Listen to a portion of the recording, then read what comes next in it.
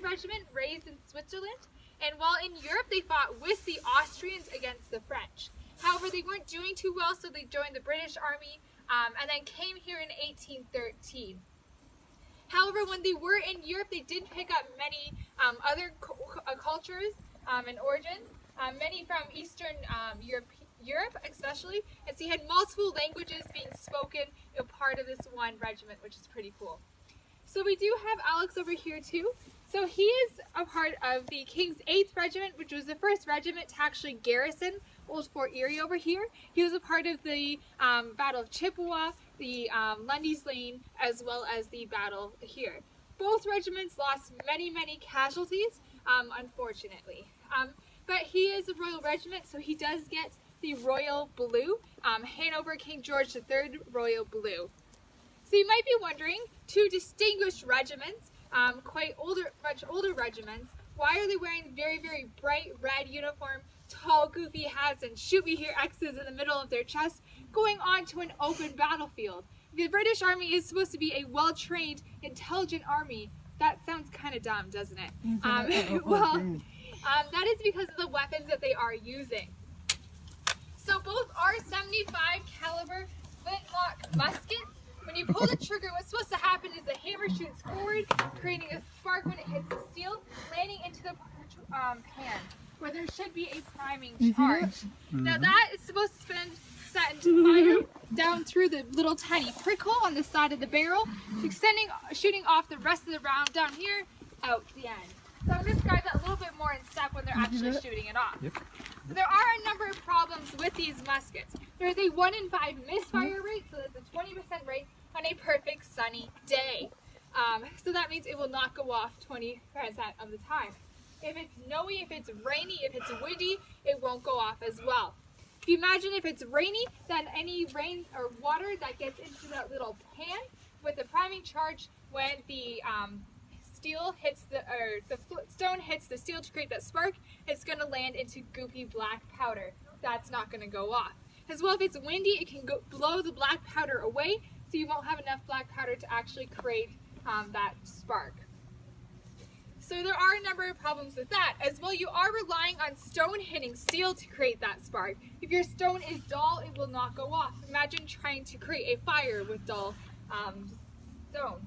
And so what you can do is nap at it, which is creating jagged edges. But on the battlefield, when you're napping, that's a very distinct sound, letting the enemy know that you cannot shoot back, putting a big target on your back especially.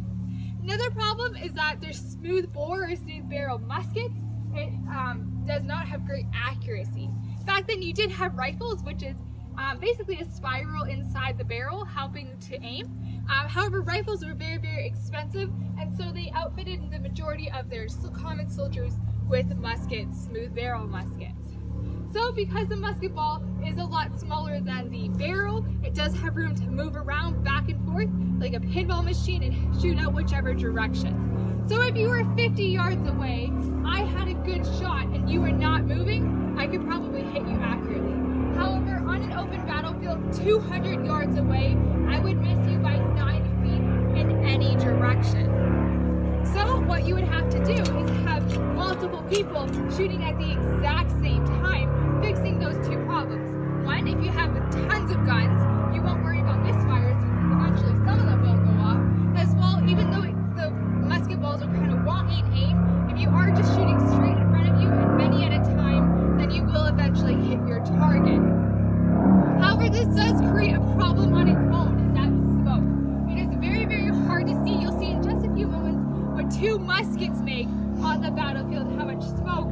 Imagine thousands and hundreds being shot off at the same time. That is why you're wearing the very bright uniform to try to tell your friend, hey, don't shoot at me, I'm on your team, you have to shoot at the blue guys instead.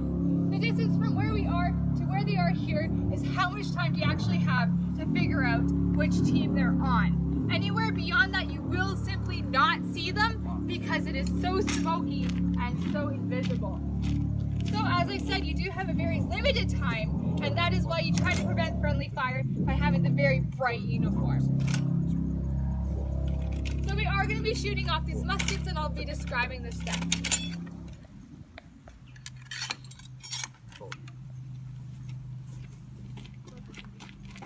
Uh-oh. Twinkle it. I'll let you guys know when they are going to shoot it off, so I'll let you know when to cover your ears. With blank cartridge, prime and load. So they're going to open up that pan and take the cartridge out, bite off the top, and put a little bit of the black powder in the pan, then the rest down the barrel, including the paper. The cartridge is blue, that means it is a blank. That means there is no musket ball actually going down the barrel today. And then you would simply use your ramrod to compact the round down at the bottom. You can do it without a ramrod the first couple times, but when your musket gets dirty, you do have to push that round down because it could get stuck in the middle. So they are ready to go. As you notice, it was quite quick. Standing up, you can load between 10 and 15 seconds. Okay, so we're gonna be all yell fire at the same time after I count to 3. If you guys are uncomfortable with sound, please cover your ears.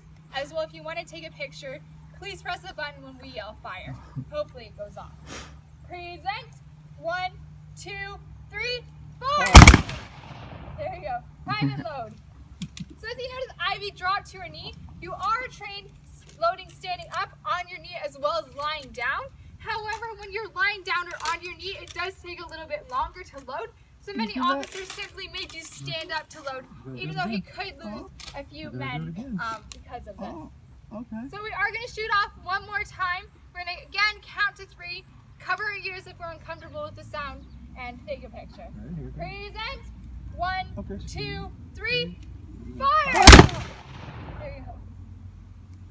Spring up, spring rammers.